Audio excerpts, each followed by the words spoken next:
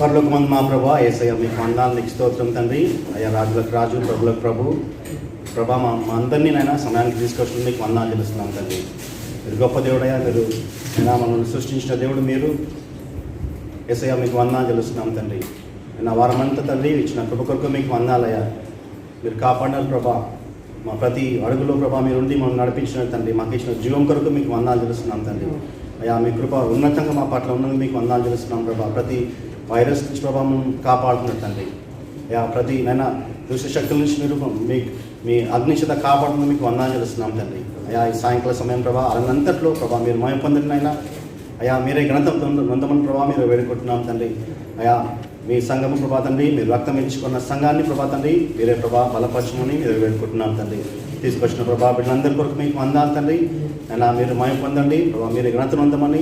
అయా మరి ఆన్ దగ్గర ఉన్న బిడ్డలందరినీ ప్రభా, దారిలో ఉన్న బిడ్డలందరినీ ప్రభా మీరు సమయాన్ని తీసుకురమని ప్రార్థన చేస్తున్నాం తండ్రి. యేసయ్యా మీకు స్తోత్రం, మీకు వందనాలు తండ్రి. అయా చిన్నపిల్లల కొరకు ప్రార్థన చేస్తున్నాం తండ్రి. అనారోగ్యం ఉన్న బిడ్డలందరినీ ప్రభా మీరు ముట్టి స్వస్థపరచండి తండ్రి. అయా మీరు ఇస్తున్న హీలింగ్ కొరకు మీకు వందనాలు తెలుస్తున్నాను ప్రభా. మీకు స్తోత్రం, మీకు వందనాలనైనా. అయా మీరే మయం పొందండి ప్రభా, మీరే గ్రంథం ఉందమని యేసు క్రీస్తు పెట్టి వెళ్తున్నాం తండ్రి. ఆమేన్. అందరం కలిసి మనము దేవుని స్తుతించుకుందాం. మొదటి పాట పాడుకుందాం.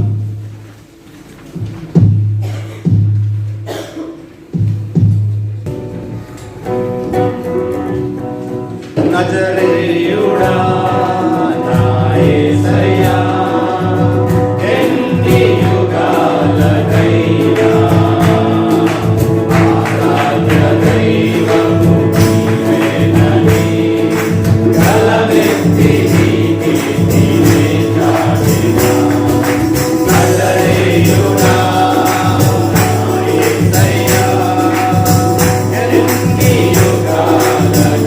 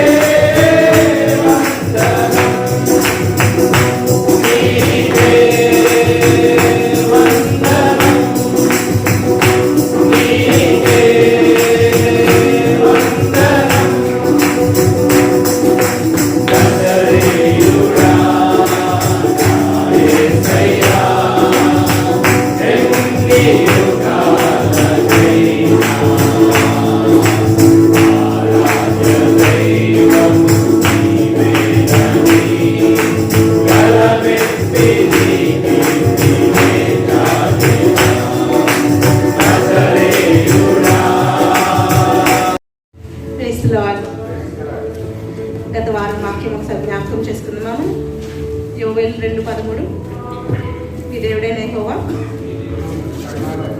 కరుణావాత్సల్యములు గలవాడును శాంతమూర్తియు అత్యంత కృపగలవాడునయ్యుండి తాను చేయను ఉద్దేశించిన వీటిని చేయక పశ్చాత్తాపడు కనుక మీ వస్త్రములను కాక మీ హృదయములను చింపుకొని ఆయన తట్టు తిరిగి అనే వాక్యం నేర్చుకున్నాం కదా. ఈ వారం మనము లాస్ట్ వీక్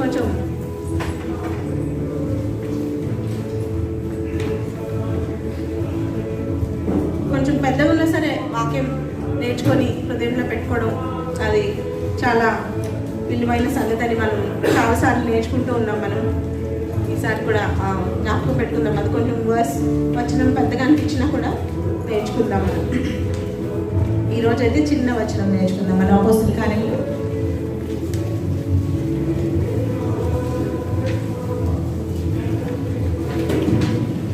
10వ అధ్యాయం 36వ వచనం.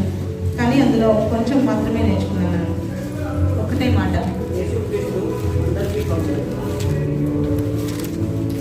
చాలు. ఒకసారి చెప్దామా అందరం?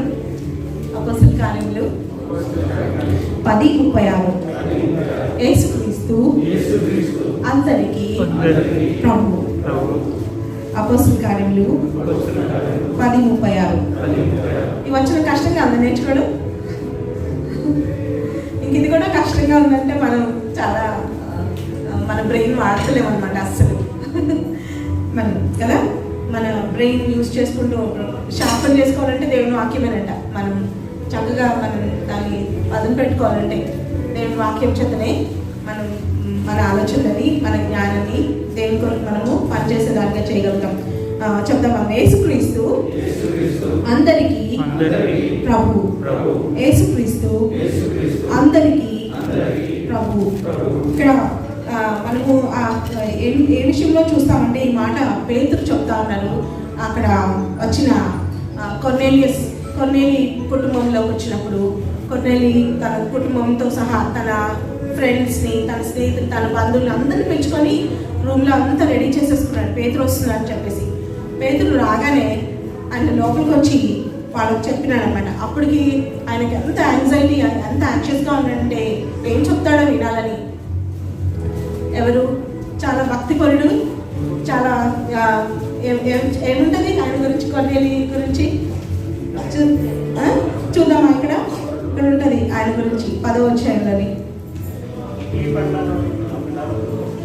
ఆయన భక్తిపరుడు, ఇంకా ఇంటి వారందరితో కూడా దేవుని భక్తులు కలిగిన వాడు, ఇంకా బహుధర్మం చేయవాడు, ఇంకా దేవునికి ప్రార్థన చేయవాడు. అంటే ఇన్ని ఉన్న ఆయన ఎంత ఆశగా ఎదురు చూస్తున్నాడంటే నాకేం చెప్తాడు పేతురు అని చెప్పేసి.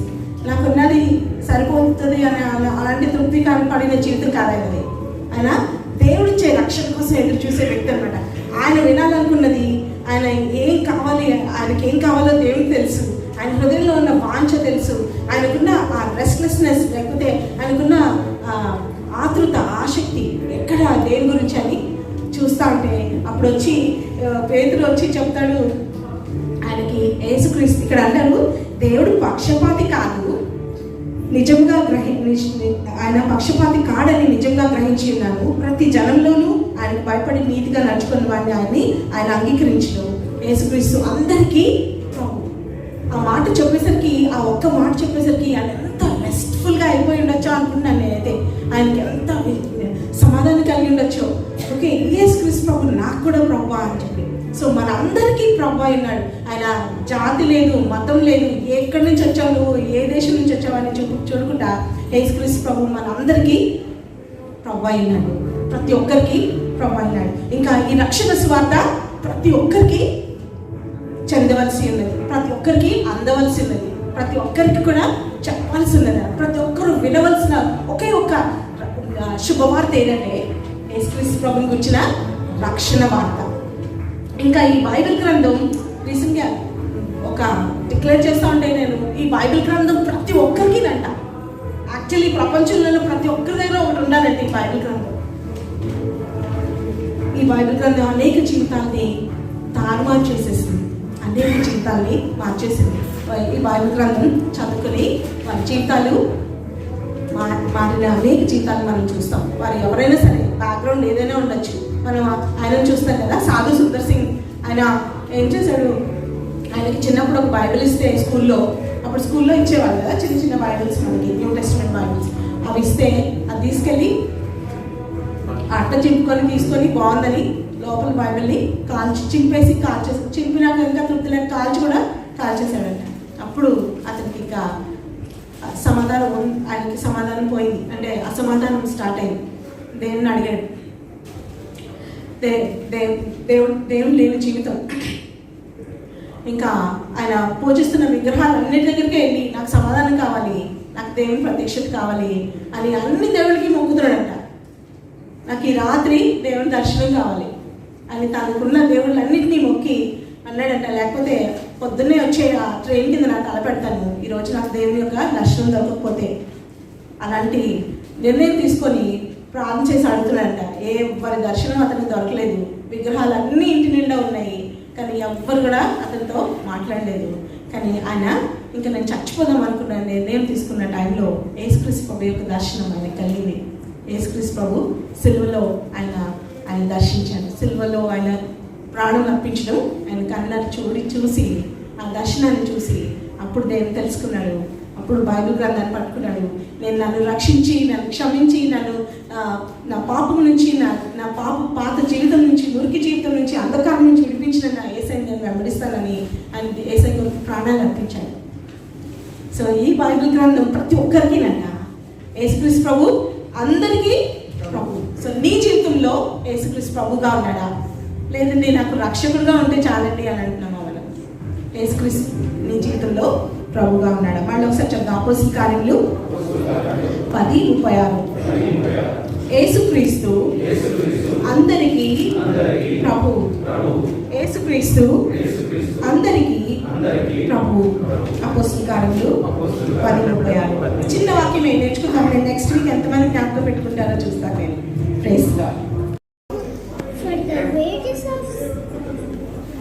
For the wages of sin is death, but the free gift of God is eternal life in Christ Jesus our Lord.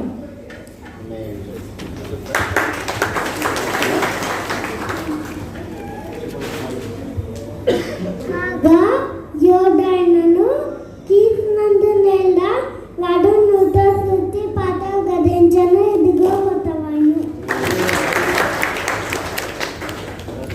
Luke 2:11.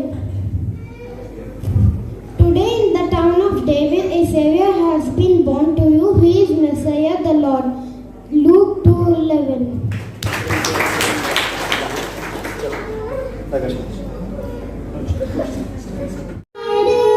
To follow Jesus, I have decided to follow Jesus. No turning back, no turning back, no turning back, no turning back. Though the may leave me, still I will follow. Though leave me, still I will follow. Though the may leave me, still I will follow. No turning back, no turning back, no turning back, no turning back. The world behind me, the cross before me. The world behind me, the cross before me. The world behind me, the cross before me. No turning back, no turning back, no turning back, no turning back.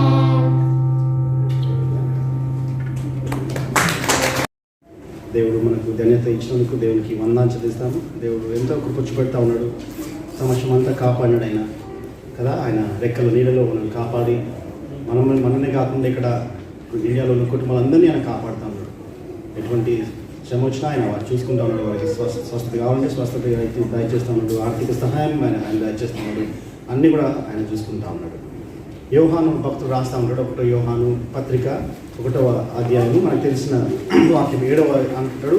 అప్పుడు ఆయన కుమారుడైన యేసు రక్తము ప్రతి పాపం నుండి మనల్ని పవిత్రులుగా అక్కడ యోహాను భక్తుడు ఈ పత్రిక రాసేటప్పుడు మరి ఆ పత్రిక ప్రేమ పత్రిక కూడా అక్కడ అంటూ ఉన్నాడు.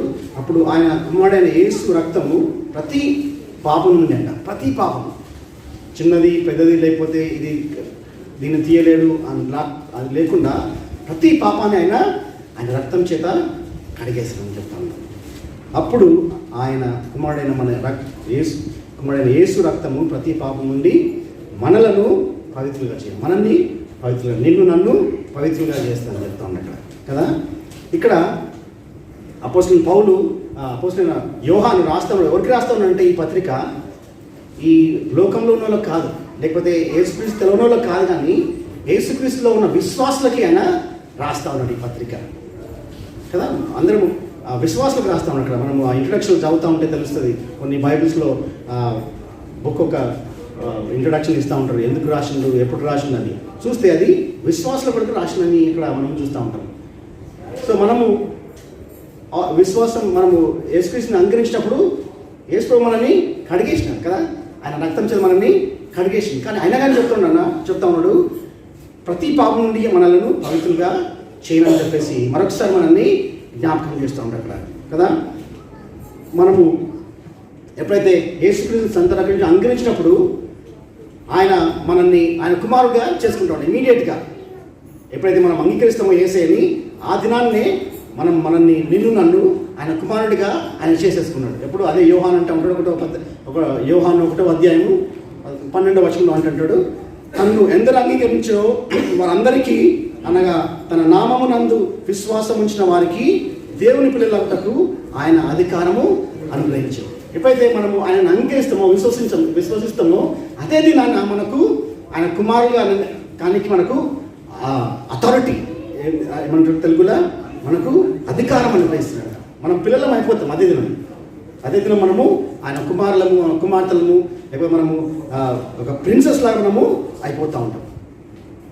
సో యేసుక్రీస్తుని అంగరించిన ప్రతి బిడ్డ కూడా ఇమీడియట్గా ఆయన కుమారుగా మారిపోతా ఉంటాం కదా. ఇంకా చెప్తా ఉన్నాడు, అదే యోహాను చెప్తా ఉన్నాడు భక్తుడు 5వ అధ్యాయంలో 24వ వచనంలో, మనకు తెలిసిన వాక్యం అది 5వ అధ్యాయము 24వ వచనంలో ఉంటుంది, నా మాట విని నన్ను పంపిన వాని యందు విశ్వాసం ఉంచేవాడు నిత్య జీవము గలవాడు, వాడు తీర్పులోనికి రాక మరణంలో నుండి జీవంలోనికి దాటి మీతో నిశ్చయంగా చెప్తా ఉన్నాను. అక్కడ ఎప్పుడైతే మనం యేసుక్రీస్తుని అంగరిస్తామో మనకు నిత్య జీవము అనుగ్రహిస్తూ ఉంటుంది. అక్కడ ఆ నిత్య జీవం ఎప్పుడు ఇస్తా అన్నాడు? చనిపోయిన తర్వాతనా, లేకపోతే ఆయన వచ్చినప్పుడా? ఎప్పుడుంది? ఎప్పుడు అంటే ఆ టైం ఎప్పుడు? రెండవ రాకడ కదా. కొంతమంది రెండవ రాకడ అంటే కొంతమంది చనిపోయిన అంటారు, కానీ అక్కడ ఈ వాక్యం ప్రకారం చూస్తే ఏముంది అక్కడ? విశ్వాసం ఉంచిన వాడు నిత్య జీవము గలవాడు. నువ్వు ఏ క్షణమైతే నువ్వు యేసుక్రీస్తుని అంగరిస్తావో ఆ దినమే నీకు నిత్య జీవం ఇస్తాడు. నువ్వు చనిపోయినా కానీ నువ్వు బ్రతుకుతావు అని చెప్పేసి దేవుడు చెప్తా ఉన్నాడు. ఆయన తిరిగి లేచి చెప్తున్నాడు, అంటున్నాడు నీకు నిత్య జీవము అదే దినాన్ని ఇచ్చినాడు, అదే క్షణాన. ఎప్పుడైతే నువ్వు యేసుక్రీస్తుని అంగరించినావో అప్పుడే నీకు నిత్య జీవము ఆయన నీకు ఇచ్చేసినాడు. తర్వాత ఇస్తా అని చెప్పలేదు, లేకపోతే చనిపోయిన తర్వాత, లేకపోతే వచ్చిన తర్వాత కాదు. అంగీకరించిన క్షణమే నీకు నిత్య జీవము ఇచ్చేసినాయి. ఎంత గొప్ప దేవుడు ఆయన, మనందరినీ ఎంత ప్రేమిస్తూ ఉన్నాడు ఆయన కదా.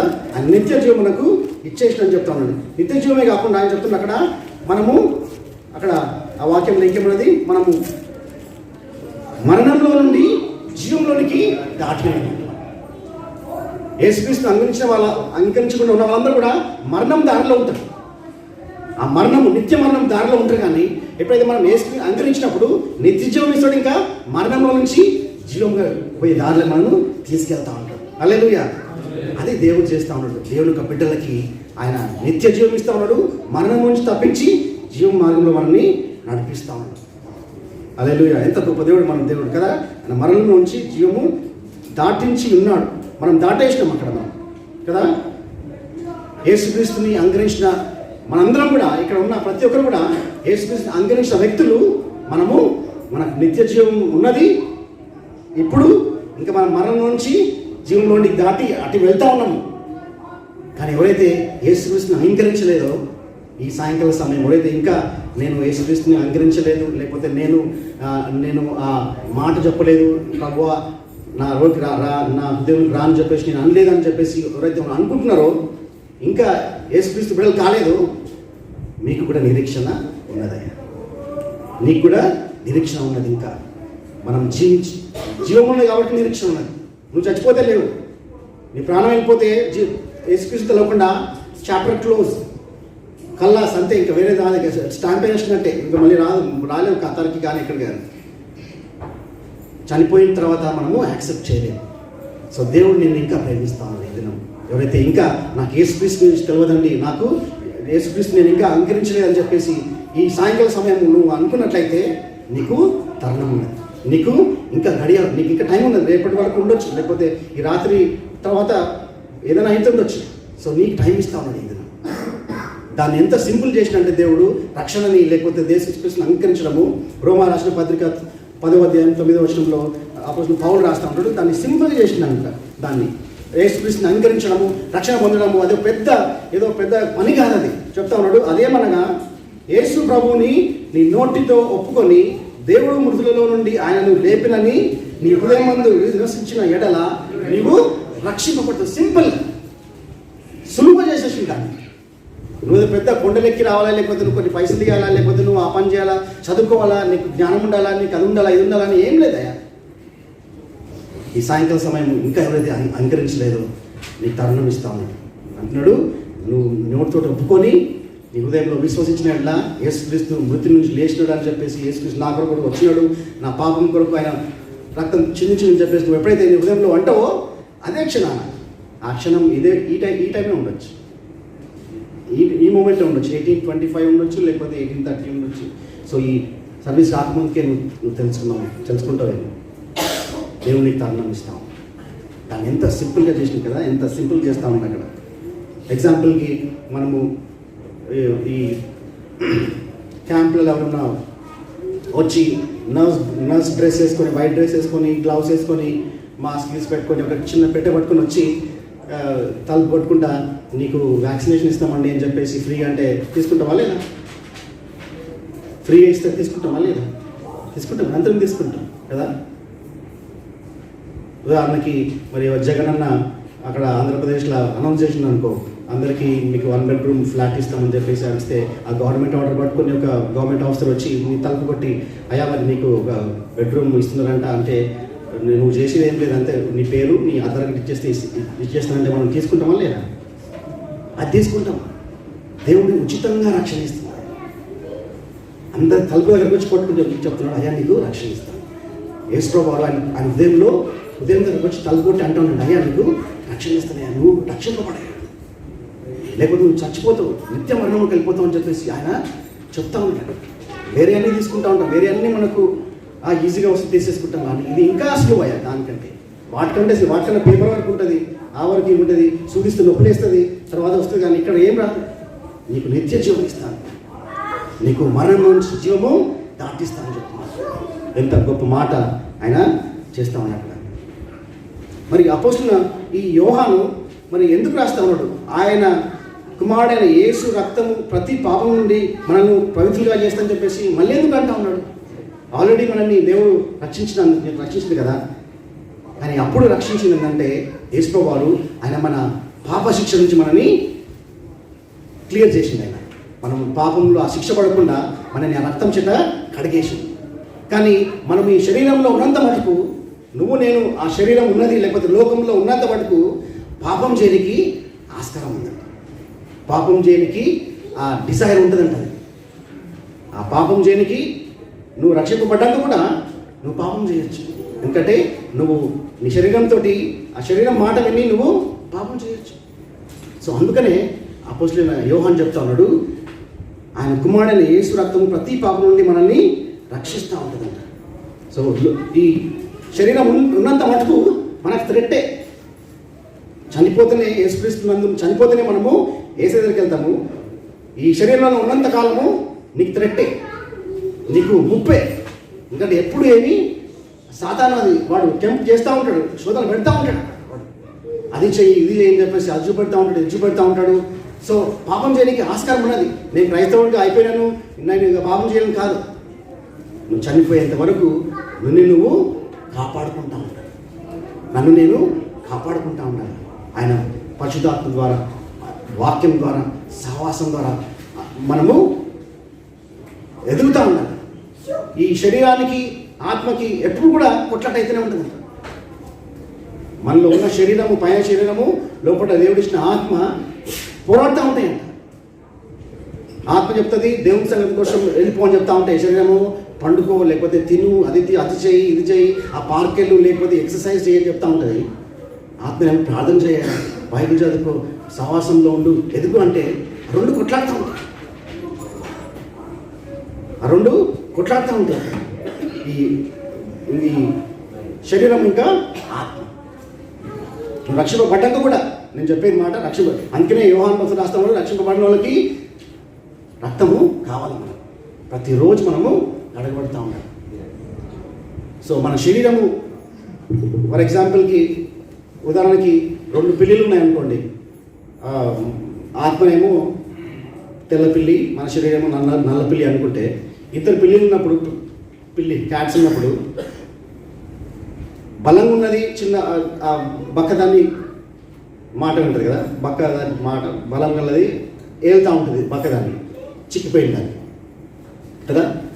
నువ్వు ఎక్కువ తిండి దేనికి పెడతా ఉంటావో తెల్లపిల్లి బలంగా అవుతుంది. ఏదైతే నల్లపిల్లి తిండి పెట్టకుండా దాన్ని ఏలబెట్టుంటే అది బక్కగా అయిపోయి మాట వింటూ ఉంటుంది, ఆ తెల్లపిల్లి మాట వింటూ ఉంటుంది. నువ్వు నల్లపిల్లికి బాగా పెడతా ఉన్నావు అనుకో, అప్పుడు ఏమవుతుంది, అది బలిసిపోయి తెల్లపిల్లిని డామినేట్ చేస్తాం.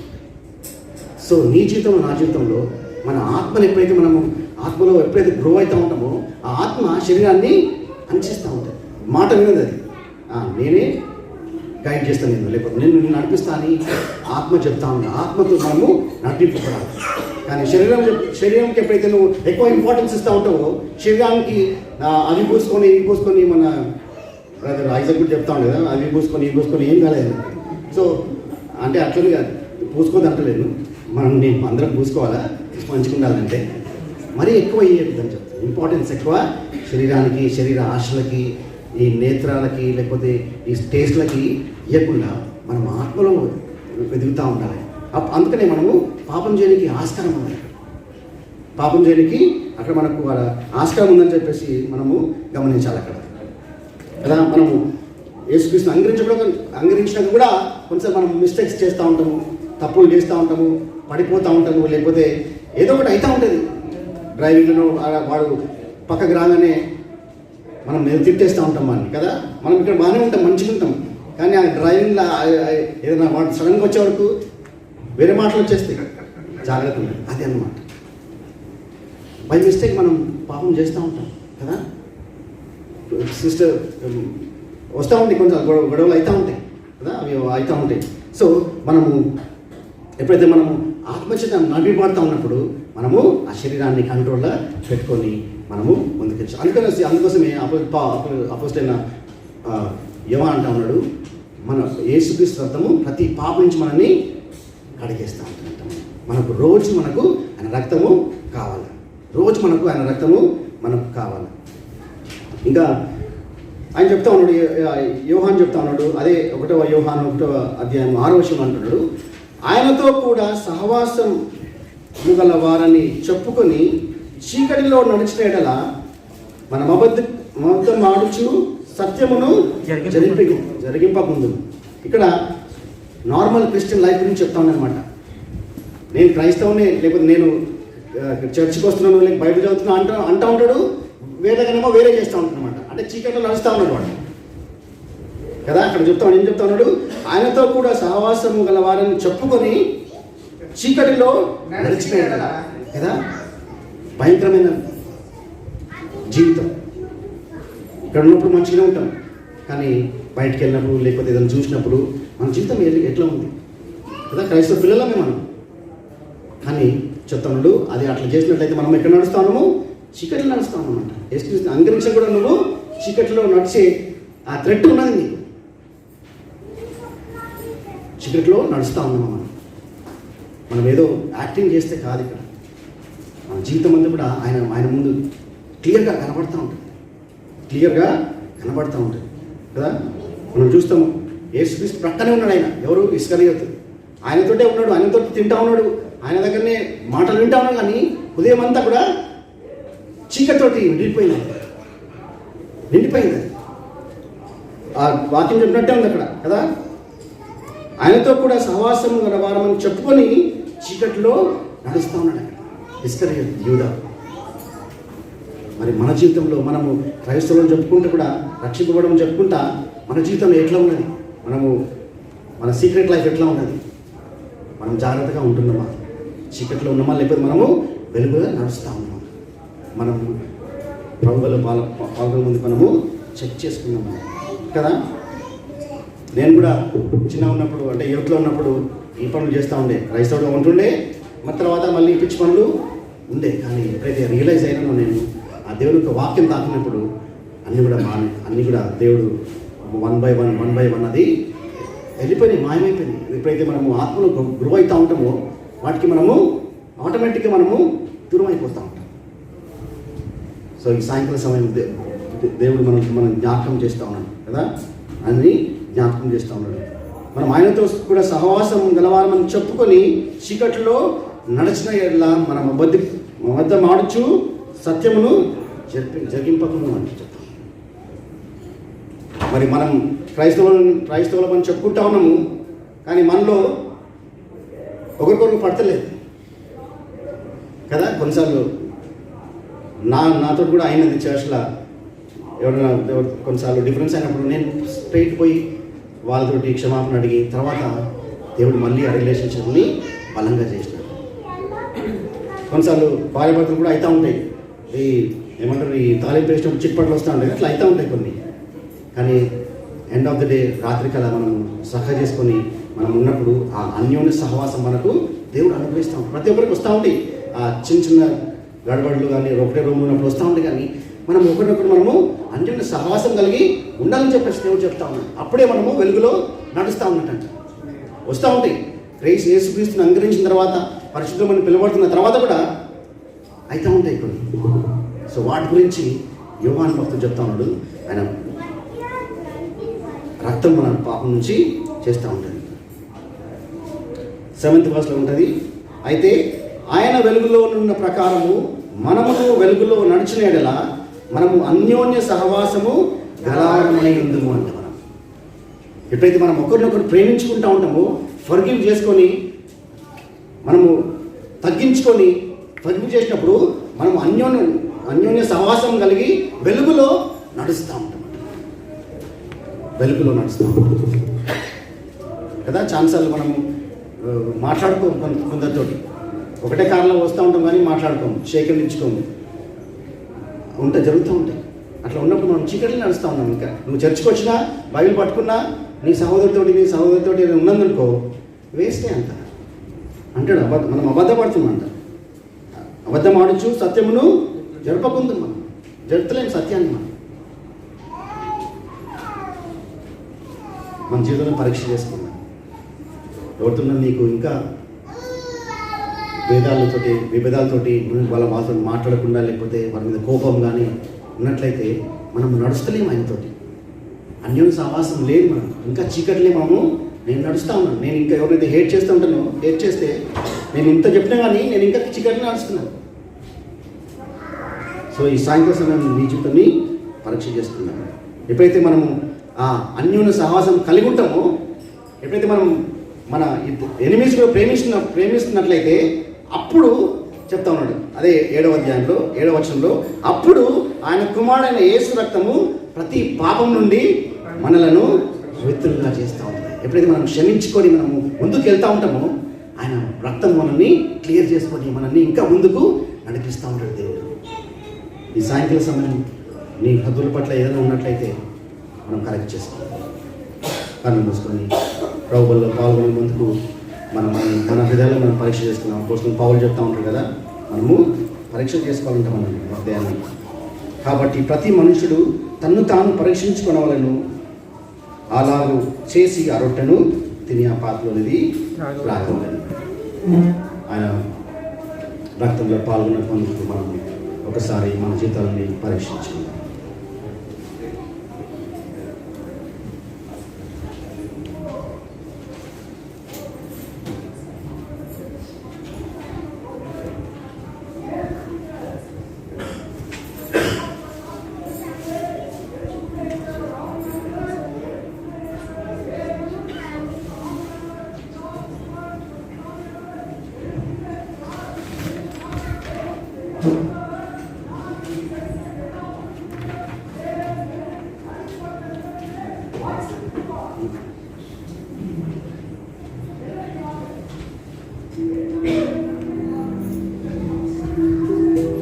ప్రార్థన చేసుకుంటాం. ప్రభావ మీకు వందనాలు తండ్రి. అయ్యా మీరు చిందించిన రక్తం కొరకు మీకు వందనాలు.